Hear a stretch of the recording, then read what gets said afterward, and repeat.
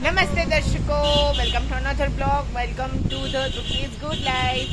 તો આજે આપણે આવ્યા છીએ રિઝોર્ટ પિઝામાં. તો ચાલો આપણે ફરીદાણ હવે શું ઇટિંગ કરીએ અમે તમને દર્શાવીએ અને દેખાડીએ. ચાલો